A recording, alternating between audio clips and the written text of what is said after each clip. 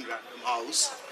Uh, this session is about publishing and writing, and this session is about new authors and also getting publishers' perspective on writing, which is so essential if you want to be a famous or well accepted writer in the world. Uh, Vaishali is MA English Literature, and she did her diploma in journalism, and after that she started her career as a sub-editor of Indian Express, went into Times of India, and for last 15 years she has been in publishing in different firms, and currently she is an executive editor of Penguin Random House, which is the biggest publishing firm in the country. So the way we are proceeding, I think there are very few people here right now, but I think it's about asking questions. We do not have any prepared speech, and she does not have any prepared speech. So we'd like you to ask questions, and I have also got my set of questions with me, and we'll start with that. So, Vaishali, my first question is that how disruptive is going to be the e-platform for the normal publishing firm? I just want to start with that, and then I will come back to the specifics of writing and publishing. So, how huge is this disruption from the e-publishing, from Amazon or Kindle? So, how do you see that? Yeah. Okay, this was not something we had discussed. But hi, everyone. It's good to be here, and I hope more people can join in as we talk.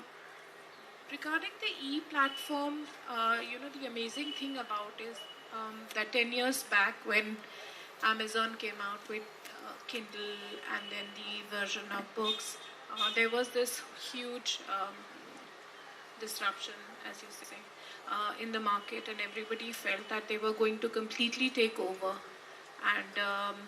and there were going to be no physical books, and physical books were very endangered species. But what has happened is that the sales of the e-books actually went up initially for 2 years, and then it came down, and then now it has stagnated. So e-platform really has become another platform where you have books, but it's not taken over from the physical books, as it were. So that's a very encouraging situation. And if I could just add to it, I can say that audiobooks have also now come in a big way. And I feel that is also going to be one of the biggest revolutions. But we also think of that as another platform being made available to the reader. So if you can't read a book, at least you can listen to it. It kind of takes off from our oral tradition as well. So ebooks haven't really disrupted anything. They've just added to the whole market scenario. Okay, anybody, I think I have got at least 10 questions to ask, but I would like audience also to ask some of the questions for them. Anybody, or should I continue with my question? Okay. So, Vaishali, other question is, what is good writing from editor's point of view? How do you differentiate between a good writing or average, mediocre writing, or bad writing as an editor of that? See, good writing, I know that everybody knows what good writing and bad writing is. But I'll say that I rely particularly on the story and the art of storytelling that the author has. That is the crux of the whole thing. And since I commission into the commercial list, I don't pay too much attention to the language as such. What I'm looking for is the instinct of the author. I'm looking for a good storyline. And I'm looking at the way the author is telling the story. One thing I can say for sure is that a good writer always, even if it's not properly grammatical, will grip you from the first line. This is what I've seen mostly that works for me as an editor personally. Then if you are looking at literary writing, of course, again, the writing has to be derived from their experiences, but it has to be done in a way which is attractive to the person who's reading them. So we are mostly looking at readers, and we think about the reader first before we think about ourselves. Because a lot of people talk to me and they'd say she didn't like my writing or she didn't like my proposal and take it very personally when we talk about rejections. But the basic thing is that the editor is not looking at what they like, but they are looking at the list that they look after. So if I'm looking after a particular list, say I'm looking after Mind, Body, Spirit, or if I'm looking after thrillers, or if I'm looking at romances, first thing on my mind is that what would work with the readers that I have. If I can visualize a reader, then I'm good to go with that particular book.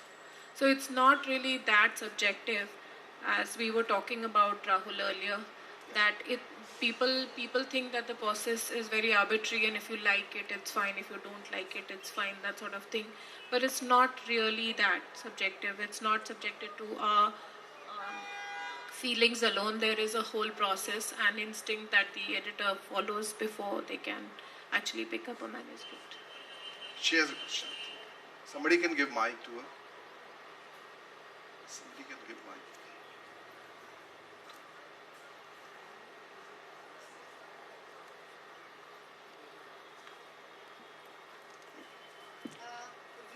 You've been talking purely from the perspective of a publisher.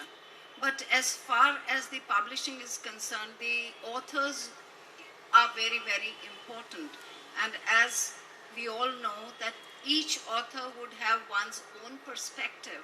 And many a times I have been writing, I teach in a university, but many a times it does happen that there is actually a time when the publisher and the author do not agree with something which, one finds that it may not be good for your selling purposes.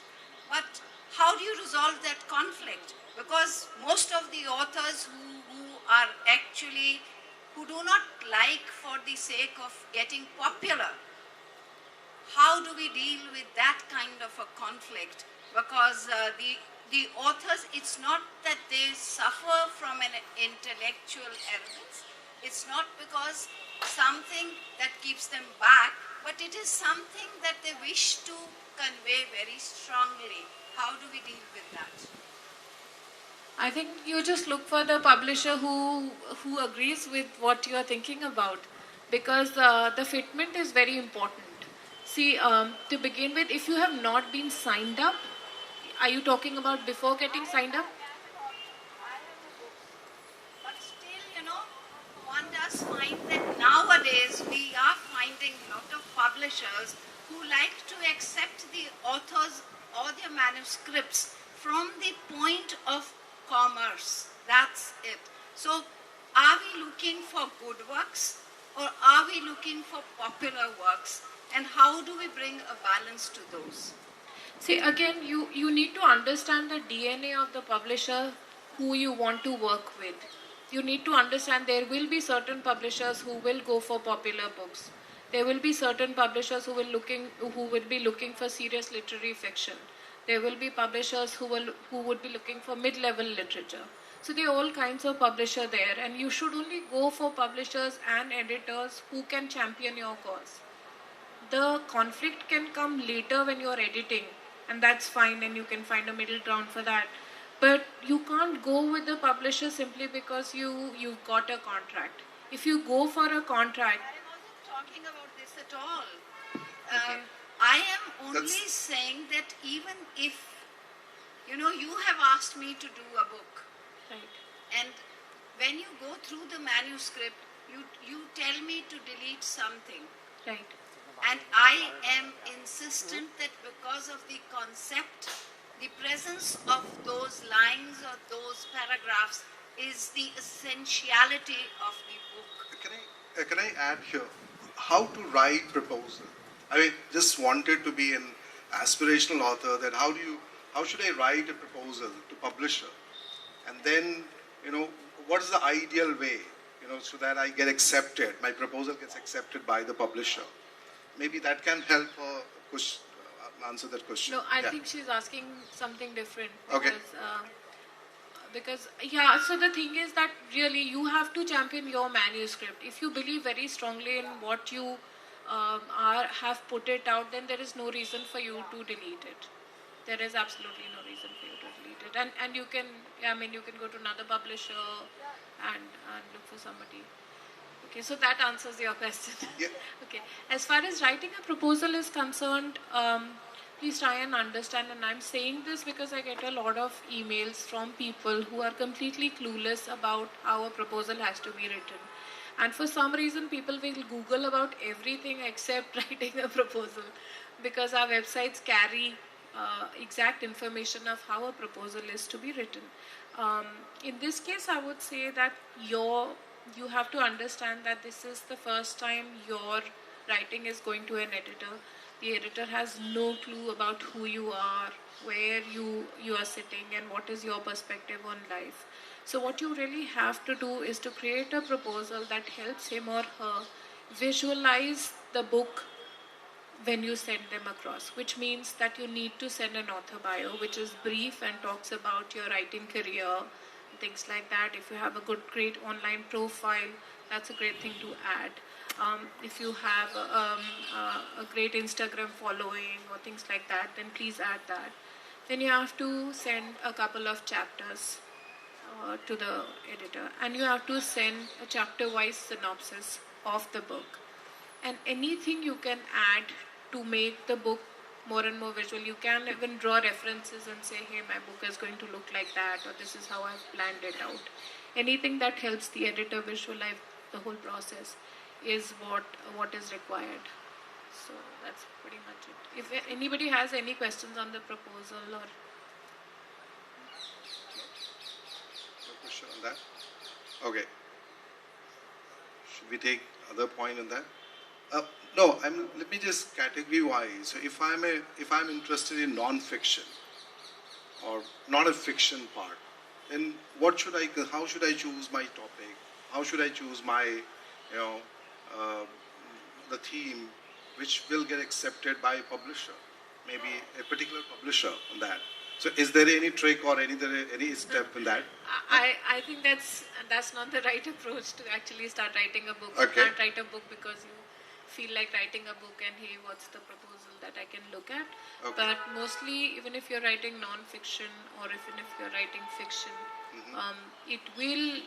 I mean, this will be something that you're deeply interested in and deeply interested in putting out in the public domain. Okay. So that would really be the whole thing. But looking at the point of what is saleable, it might be a good idea to actually look at bookshops, go to bookshops, or to go to different online sites and actually see what is available in the market regarding the subject that you're looking at. So sometimes you look at something and you'll say there's just too much stuff there, but you are in a niche which you feel is unique.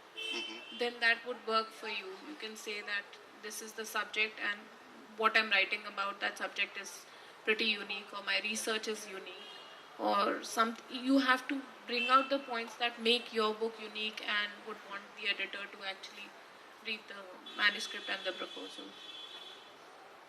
There are a lot of teachers here from the schools. I think anybody want to ask question on children writing or any other aspect? Anybody else? Or else I will go on asking that question from her. Yeah. No? This side? No one has? Questions should be. Again, going back again to how do you select or reject manuscript? Is there any process? Is there process? Is the author involved in that? Is any author involved in that? So how do you select or reject? And I mean, what is the process of that? So see, we receive proposals from different places. We'll receive proposals online. We receive proposals as physical hard copies. And we all have editors who actually give the first screening of the manuscript, and they look at, it has to pass muster there. They will be looking at various points and they actually select the editor to who the manuscript belongs. So in any given publishing house, there will be people looking at non-fiction, there will be people looking at fiction, there will be people specifically looking for, say narrative non-fiction or controversial books or political books or memoirs or biographies. So there will be these editors then pass on the manuscripts and the proposals to the respective editors, who actually go through them and see if these work for their particular list. And every editor has an idea of how they want their list to shape up. There are sometimes a lot of biographies. There's a lot of interest in people for biographies and memoirs.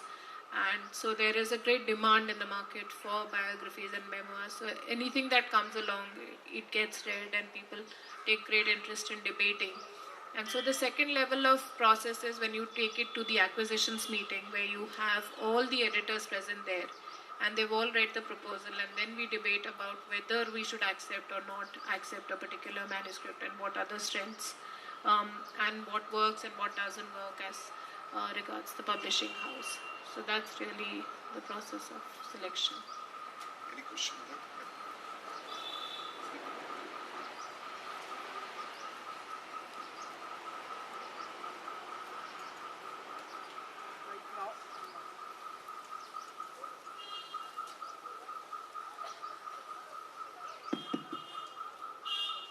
Now in this digital environment, anyone can post anything, and where do you see the role of editor now? Because so now you can directly access the readers. So where do you find the role? How it is changing? And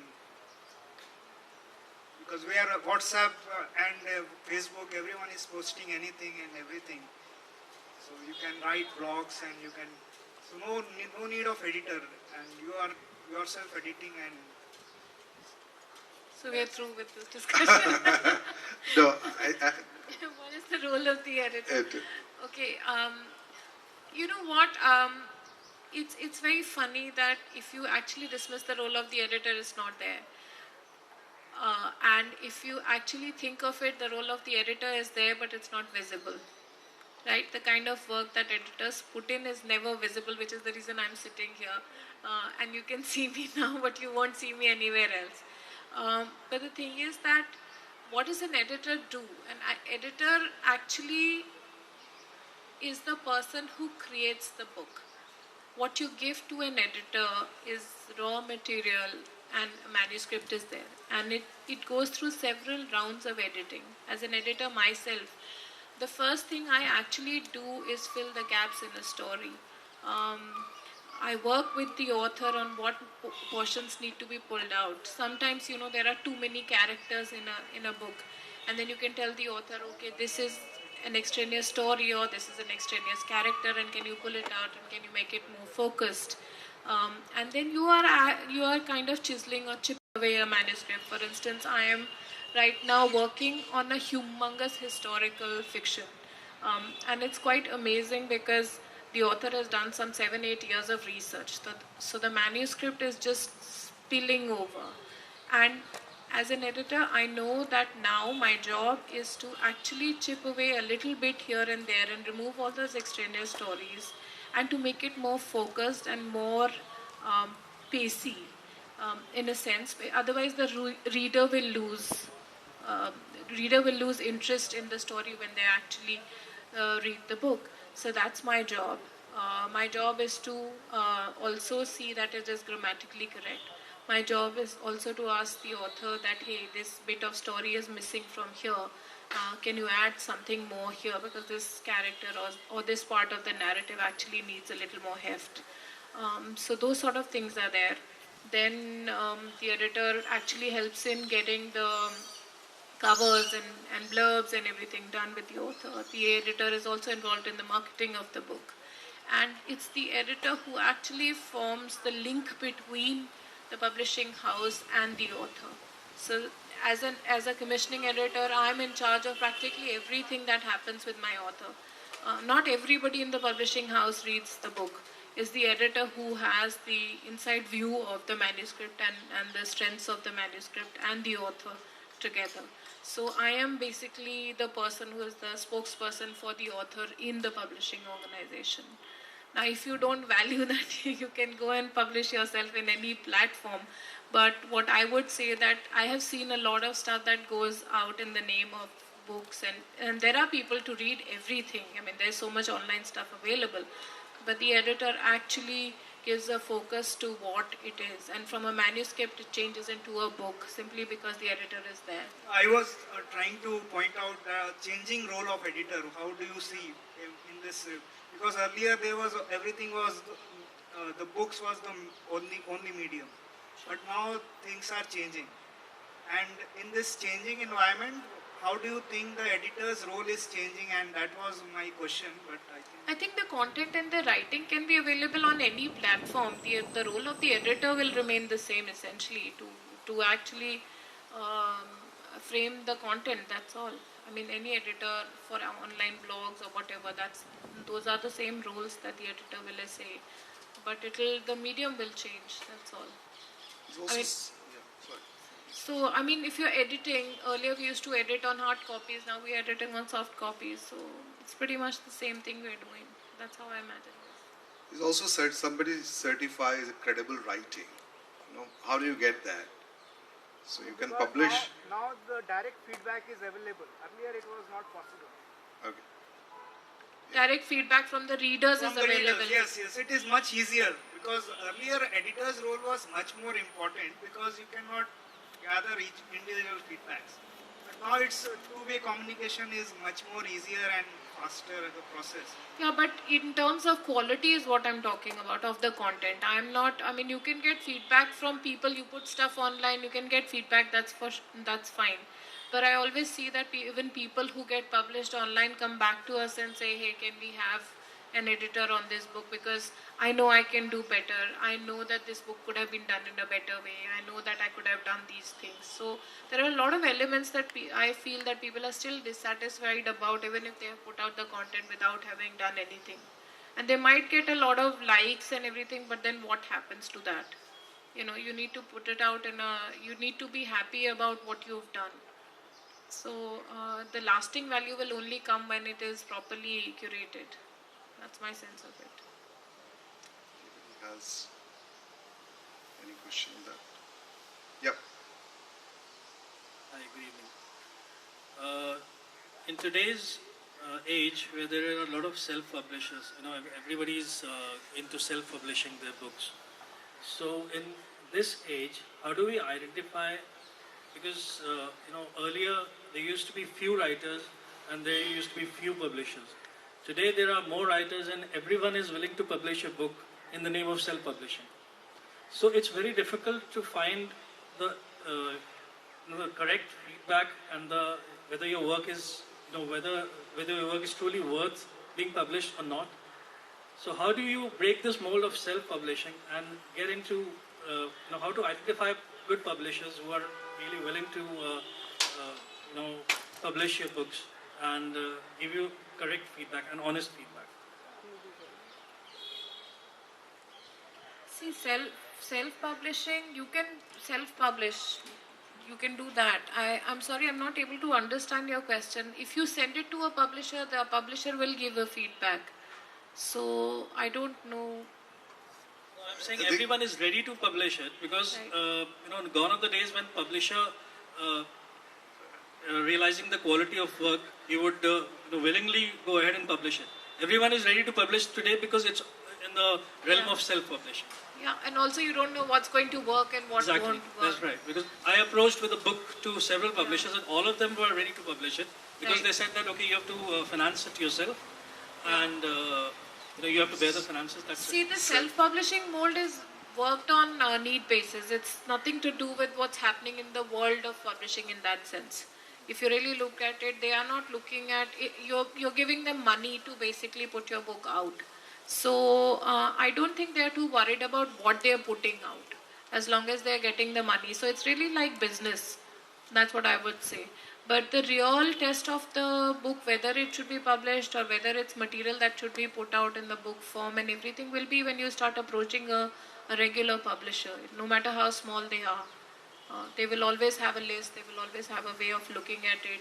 And sometimes when you send them stuff, they will say, hey, can you add this bit to make it better? And if you do that, we'll be happy to publish you, those sort of things. Okay, so you're saying that one should always go to a regular publisher instead of going for a self-publishing? It's not for me to say, yeah, because it's not that I'm sitting here and promising you publishing. So how can I be the judge? Vaishali, can I add one question here? That this whole writers' agent system, which is so popular abroad, do we have the system in country? And I mean, how do you see? I mean, a new author going to an agent and then to the publisher, and then getting that manuscript accepted by a famous publisher.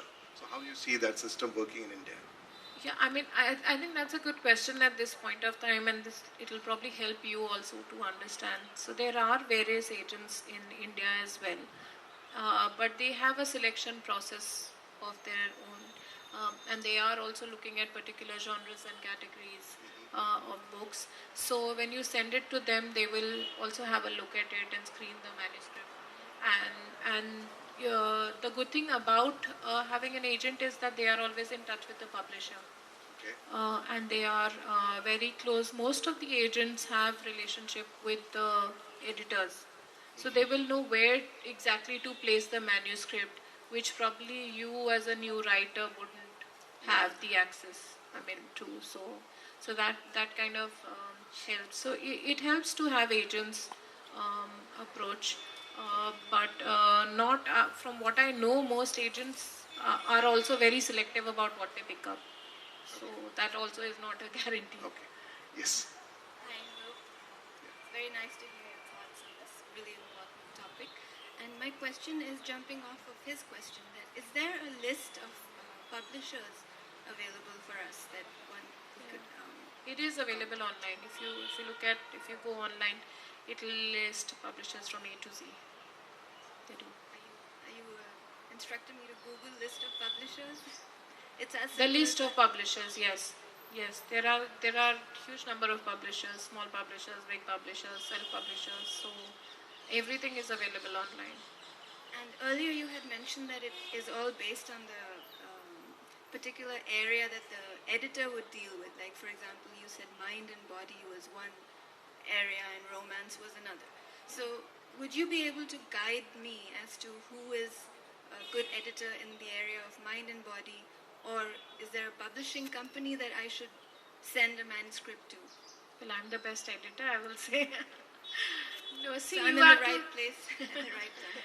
Yeah, no, you need to do your research a little bit and see where your manuscript falls. If you're talking about a mind, body, spirit manuscript, then look at where spiritual publishers or publishers who publish mind, body, spirit, and then approach those guys. So it's really a question of doing your research on your own. And आपका email address मिलेगा क्या? Yeah, after the session, I guess. Thank you, ma'am. Very nice. Go ahead.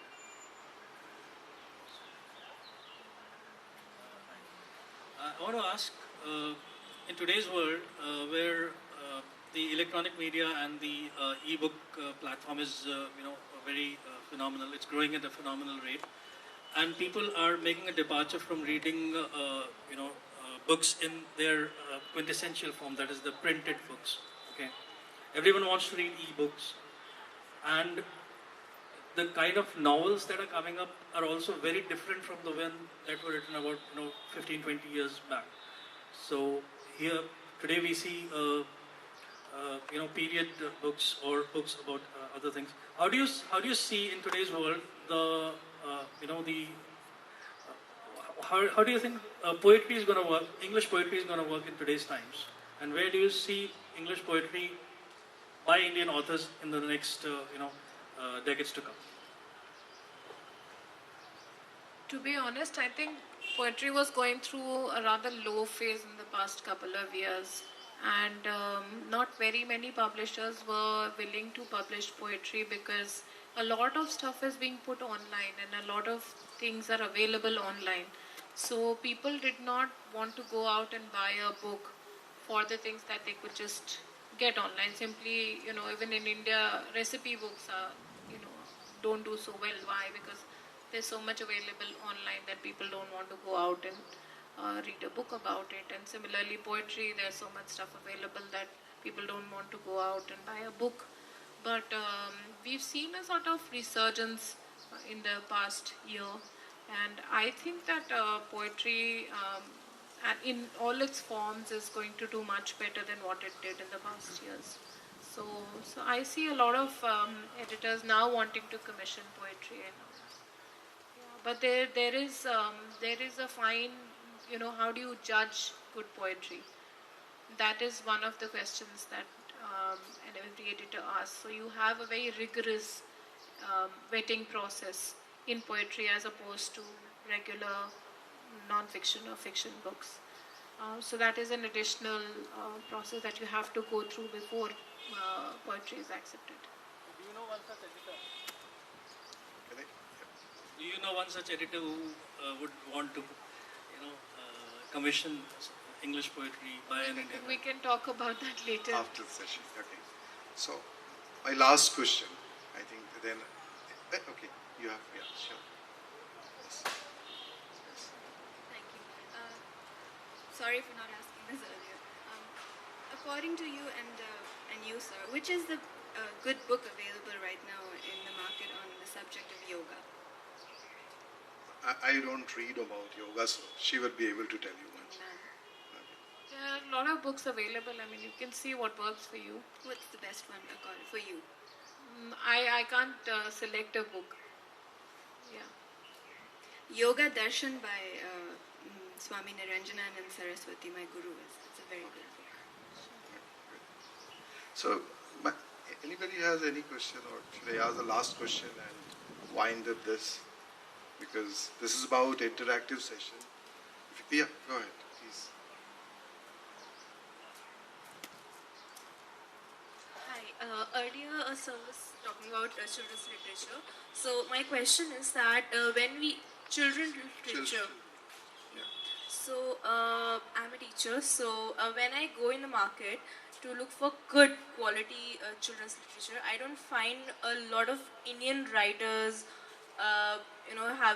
We don't even have a nice, comic book series. So, what is your perspective on it? How do you view it? Like, is it the lack of good writing qualities, or people don't buy it? That's why publishers are not publishing such things. So, your view on that? In which language are you talking about? Both English and Hindi. Okay. So you're saying there are no good children's books available? Yeah, like By there are some Indian publishing writers. publishing like Katha and this children's literature NBT. They do publish. I'm not saying, but like I'm specifically talking about the comic series. So if you look at the English, the not Indian comic books, they are not good enough, good quality Indian comic books. I'm saying. Yeah. I think there's this issue about the children's books, especially if you're looking at fully illustrated colored books, for color books, is that the production cost of the book is very high. And if you look at what NBT does or what other publishers do, is the quality of the book is priced very low. So most big publishers find it difficult to find the balance to get it. And we also feel that the readers are the market here is very price sensitive. So if you've priced a book till a certain extent, only then people tend to buy it. And amazingly, people are okay with buying the Ladybird series, or they're okay with buying series that are from abroad, but they don't encourage a lot of Indian book series. You will find a lot of series if you look at different languages. For instance, there are a lot of series there in Gujarati, I know. There are there in Marathi. But in Hindi and English, some people prefer very cheap paperbacks. And I feel that that's probably the reason why this whole system is that could be one of the reasons.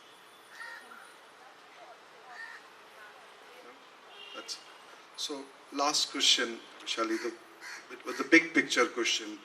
What is the future of reading, writing and publishing in India? So, your perspective from as an executive editor of Penguin Random House. How do you see that? Yeah. See, I'll tell you, I actually started with Penguin Random House some 10 years ago. And since then, I've seen reading grow only. there was a little bit, it's a little market governed in the sense that when demonetization happened, we saw a little bit of dip in terms of the market. But basically, all in all, you can see that with the population of educated Indians, young Indians joining in, there is a whole new range of books that we can sell, which we call mass market fiction or non-fiction. And a lot of people are online, so it's easy to market those books. So we've seen that there is a huge growth in terms of the reading population, and I feel very encouraged. I think publishing is one where good books, good content, good editing, good writing, everything is going to thrive because that's the test of time really. Anything that is not put out well is going to fade away, but very quickly. But good reading, good writing, good editing, good readers, everything will always survive. And we can see with the number of literary festivals that are being held across the country and hugely attended. And we can see the different platforms and panels of discussions that are there, and we can see the kind of interest that the books are generating. So I see a good future for book publishing. Yes. That's it. Nobody has any question? Okay, thank you. Round of applause for.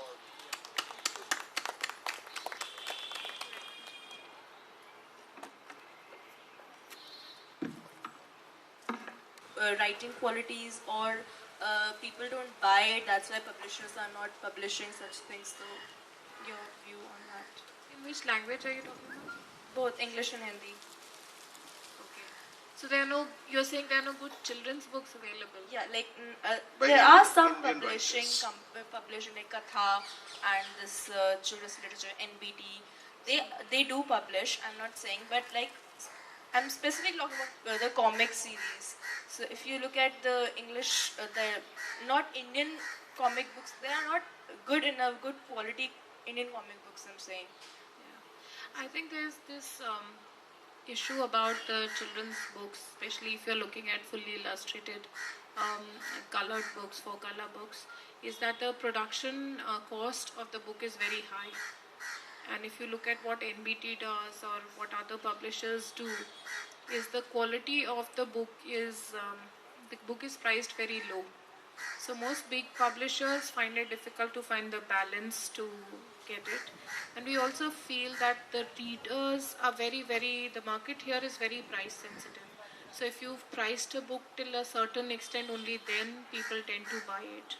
And amazingly, people are okay with buying the Ladybird series, or they're okay with buying series that are from abroad, but they don't encourage a lot of Indian book series.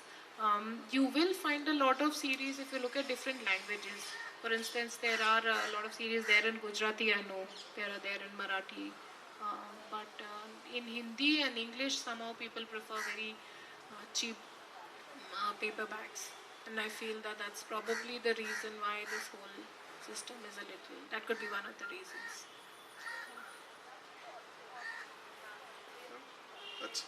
So last question, Shali, it was a big picture question. What is the future of reading, writing and publishing in India? So your perspective from as an executive editor of Penguin Random House, how do you see that? Yeah. See, I'll tell you, I actually started with Penguin Random House some 10 years ago. And since then, I've seen reading grow only. There was a little bit, it's a little market governed in the sense that when demonetization happened, we saw a little bit of dip in terms of the market. But basically, all in all, you can see that with the population of educated Indians, young Indians joining in, there is a whole new range of books that we can sell, which we call mass market fiction or non-fiction. And a lot of people are online, so it's easy to market those books. So we've seen that there is a huge growth in terms of the reading population, and I feel very encouraged. I think publishing is one where good books, good content, good editing, good writing, everything is going to thrive because that's the test of time really. Anything that is not put out well is going to fade away, but very quickly, but good reading, good writing, good editing, good readers, everything will always survive. And we can see with the number of literary festivals that are being held across the country and hugely attended, and we can see the different platforms and panels of discussions that are there, and we can see the kind of interest that the books are generating. So I see a good future for book publishing. Yes. And that's it. Nobody has any question? Okay, thank you. Round of applause for